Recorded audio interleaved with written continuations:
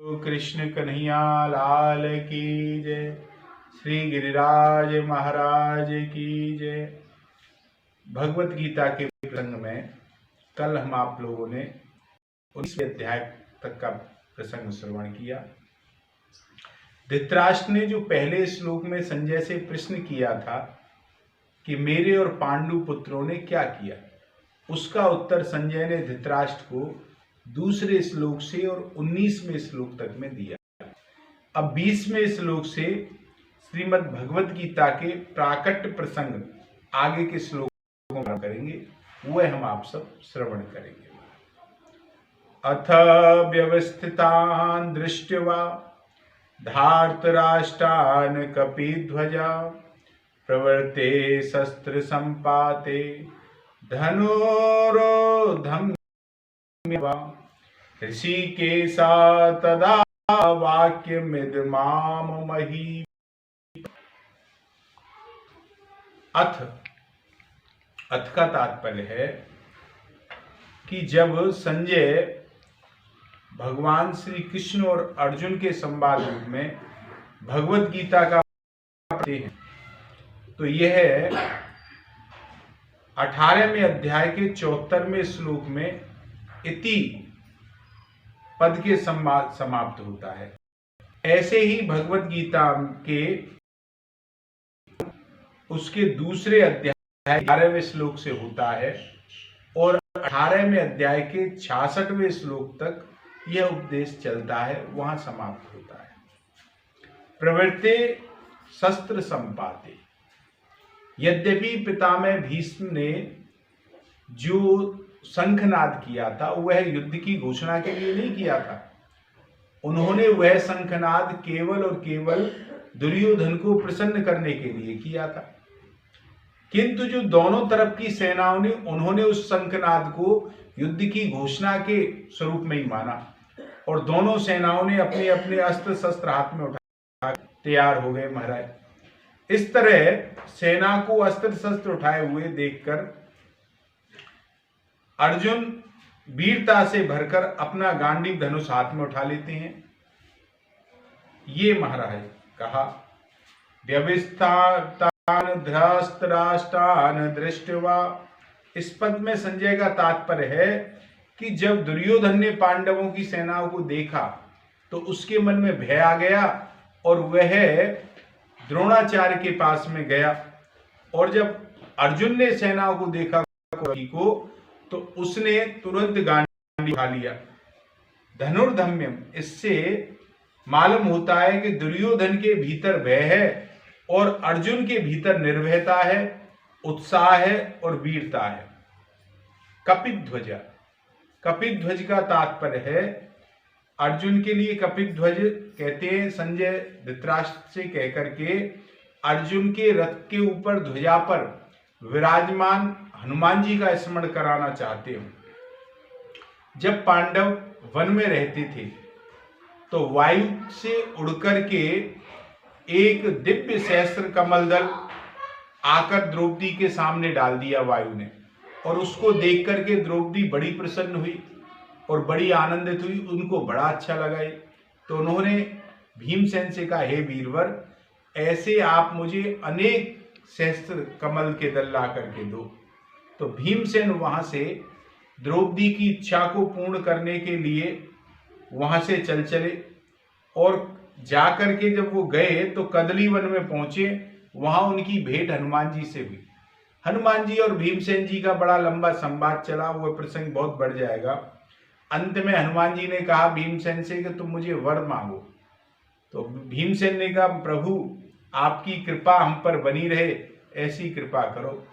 तो हनुमान जी ने कहा, जब तुम शस्त्रों से भरी हुई सेना में जब भीतर घुसोगे और तुम शंखनाद करोगे तो उस समय शंख की धुन में मैं अपनी गर्जना की धुनी और मिला करके उसको बड़ी भारी भयंकर कर दूंगा, और दूसरे अर्जुन के रथ की ध्वजा पर बैठ करके मैं बार बार ऐसी गर्जना कर दूंगा, ऐसी गर्जना कर दूंगा कि वह जो शत्रुओं के प्राणों को हरने वाली होगी, ऐसी गर्जना करूंगा जिससे तुम शत्रुओं को सुगमता से मार सकोगे।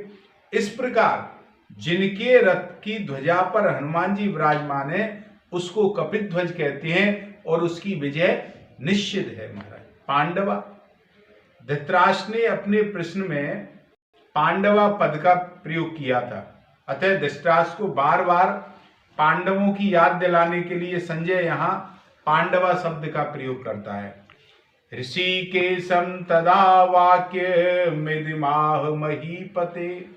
पांडव सेना को देख करके दुर्योधन तो गुरु द्रोणाचार्य के पास गए, चालाकी से अपनी बातें करके पांडवों के प्रति द्वेष उत्पन्न करना चाहते थे। अर्जुन ने देखा तो अर्जुन कौरव सेना को देख करके जगत गुरु, अंतर्यामी आदि के प्रेरक, मन बुद्धि आदि के प्रेरक ऐसे भगवान श्री कृष्ण से सूरवीरता और उत्साह में अपने कर्तव्य में भरे हुए आगे कहेंगे, जो वचन बोलेंगे वो अगले श्लोक में आता है। सैन्योरुभयोर्मध्ये रथम स्थाप्य मे अच्युतः यावदेतान्निरीक्ष्येऽहं योद्धुकामानवस्थितान् कैर्मया सह योद्धव्यमस्मिन् रणसमुद्यमे। अर्जुन उवाच। अर्जुन कहा, अच्युत, हे अच्युत, उभयो सेनयो, दोनों सेनाओं के मध्य में रथम, मध्य में मेरे रथ को आप स्थाप्य यावत, खड़ा कीजिए जब तक, अहम सविस्थान, मैं युद्ध में खड़े हुए, एतान योद्धु कामान, युद्ध की इच्छा वालों को, इन युद्ध की इच्छा वालों को निरीक्ष्य देख ना लूं।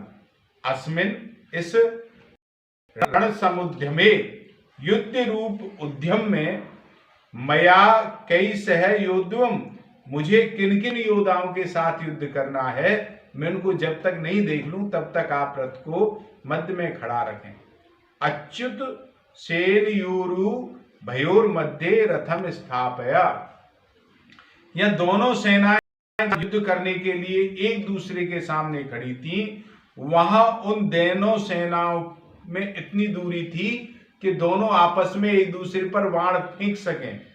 तो उन सेनाएं जितनी चौड़ी थी, उस चौड़ाई के मध्य भाग में, दोनों सेनाओं के मध्य भाग में, जहां कौरव सेना जितनी दूरी पर ही पांडव सेना खड़ी है, वहां पर लेकर के चलो महाराज, जिससे दोनों सेनाओं को मैं आसानी से देख सकूं। सेनयोरु भयोर मध्य, इसका मतलब 3 बार यहां सेनयोरु भयोर मध्य प्रयोग किया गया है। पहला तो ये प्रथम अध्याय के 21वें श्लोक में, इसी अध्याय के 24वें श्लोक में, और दूसरे अध्याय के 10वें श्लोक में यह शब्द प्रयोग किया है। 3 बार आने का तात्पर्य है कि पहले अर्जुन सूरवीरता के साथ अपने रथ को दोनों सेनाओं के बीच में खड़ा करने की आज्ञा देते हैं। फिर भगवान दोनों सेनाओं के बीच में रथ को खड़ा करके कुरुवंशियों को देखने के लिए कहते हैं, पहले अध्याय का 21वें श्लोक के 24वें श्लोक में, और अंत में सेनाओं के बीच में विषादमग्न अर्जुन को गीता का उपदेश देते हैं। इस प्रकार से ये सब 3 बार प्रयोग होता है महाराज, दूसरे अध्याय के 10वें श्लोक में भी। तो अर्जुन में सूरवीरता की, बीच में कुटुंबियों को देखने से मोह के कारण उनकी युद्ध से उपरति हो गई, और अंत में उनको भगवान से गीता का महान उपदेश प्राप्त हुआ है। तीनों है। अच्छा, इसका तात्पर्य क्या है? इसका तात्पर्य यही है कि जिसने मोह को दूर हो गया, इससे यह भाव मिलता है कि मनुष्य जहां कहीं और किसी परिस्थिति में स्थित है, वहीं रहकर वह प्राप्त परिस्थिति का सदुपयोग करके निष्काम हो सकता है, और वहीं उसको परमात्मा की प्राप्ति हो सकती है। क्योंकि परमात्मा तो कण कण में व्याप्त है, सर्वभूत में व्याप्त है, तो परिस्थितियां सदा एक रूप से रहते हुए वह परमात्मा को प्राप्त कर सकता है। यावदेतान्निरीक्ष्येऽहं रण समुद्र में, दोनों सेनाओं के बीच में रथ कब तक खड़ा करें? इस पर अर्जुन कहते हैं कि युद्ध की इच्छा को लेकर कौरव सेना में आए हुए सेनापति, सेना नायक जितने भी राजा लोग खड़े हुए हैं, उन सबको जब तक मैं ठीक से नहीं देख लूं तब तक आप मेरे रथ को उन दोनों सेनाओं के मध्य में रखिए महाराज। उनमें कौन कौन से मेरे समान हैं, कौन कौन से मुझसे बल में कम हैं और कौन कौन से मुझ में से बल में अधिक हैं, सबको मैं जरा देख तो लूं। यहाँ योद्धुम कामना पद से अर्जुन कहते हैं कि हमने तो संधि का बड़ा प्रयास किया लेकिन संधि नहीं चली, पर उन्होंने संधि नहीं मानी क्योंकि उनकी युद्ध में करने की ज्यादा इच्छा थी। अतः उनको मैं देखूं कि कितने बल को लेकर वह युद्ध करने के लिए एकत्रित हुए। योत्स्यमानान् वेखेऽहं यायते अत्र समागता धार्तराष्ट्रस्य दुर्बुद्धेर्युद्धे प्रिये चिकीर्षवा। धार्तराष्ट्रस्य दुर्बुद्धे प्रिये चिकीर्षवा।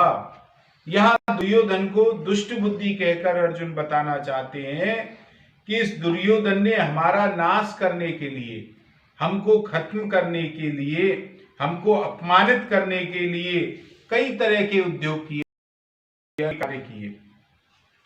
नियम के अनुसार और न्याय पूर्वक हम आधे राज्य के अधिकारी हैं और वही हमने उसको मांगा था, किंतु वह उसे भी हड़पना चाहता है, देना ही नहीं चाहता। ऐसी तो इसकी दुष्ट बुद्धि है। और यहाँ आए हुए राजा लोग युद्ध में इसका जो प्रिय करना चाहते हैं, इसका जो वास्तव में तो मित्र को कर्तव्य के पालन के प्रति समझाना चाहिए, उन्हें ये बतानी चाहिए थी और जिससे उसका लोक परलोक दोनों सुधरे, ऐसी बातें बतानी चाहिए थी महाराज। परंतु ये राजा लोग दुर्योधन की दुष्ट बुद्धि को शुद्ध ना कर करके उल्टे उसको और दुष्टता करने के लिए प्रेरित कर रहे हैं, तो उसके पतन करना चाहते हैं। तात्पर्य है कि दुर्योधन का हित किस बात में, तात्पर्य है कि दुर्योधन का हित किस बात में है, उसको राज्य भी किस बात से मिलेगा और उसका परलोक भी किस बात। इन बातों को विस्तार से ही नहीं कर रहे हैं। अगर ये राजा लोग उसको कहते कि भाई कम से कम आधा राज्य तुम रखो और पांडवों को आधा राज दे दो, तो कम से कम उसे आधा राज तो मिल जाता और उसका परलोक भी सर जाता, किंतु उन्होंने यह ना कह करके युद्ध में उसका साथ दे रहे। योत्स्यमानान् वेख्यते अत्र समागता। इन युद्ध के लिए उतावले होने वालों को जरा देख तो लूं कि इन्होंने अधर्म का, अन्याय का पक्ष लिया है, इसलिए हमारे सामने टिक नहीं सकेंगे, नष्ट हो जाएंगे। योत्स्यमान कहने का तात्पर्य है कि में युद्ध की ज्यादा इच्छा रही है, अतः देखूं तो सही कि ये हैं कौन कौन, इसलिए कहते हैं कि मेरे रथ को मध्य में खड़ा कर दो। इस प्रकार आज का सत्संग हम यहीं विराम करेंगे। आगे का सत्संग आगे के श्लोकों में। 2 मिनट नाम संकीर्तन। कृष्ण गोविंद गोविंद गोपाल नंदलाल, राधे गोविंद गोविंद हे गोपाल नंदलाल। कृष्ण गोविंद गोविंद गोपाल नंदलाल, राधे गोविंद गोविंद हे गोपाल नंदलाल।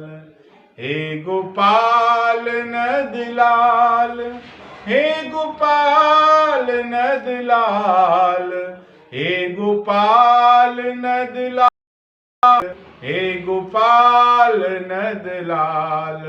कृष्ण गोविंद गोविंद गोपाल नंदलाल, राधे गोविंद गोविंद हे गोपाल नंदलाल। बोलो राज महाराज।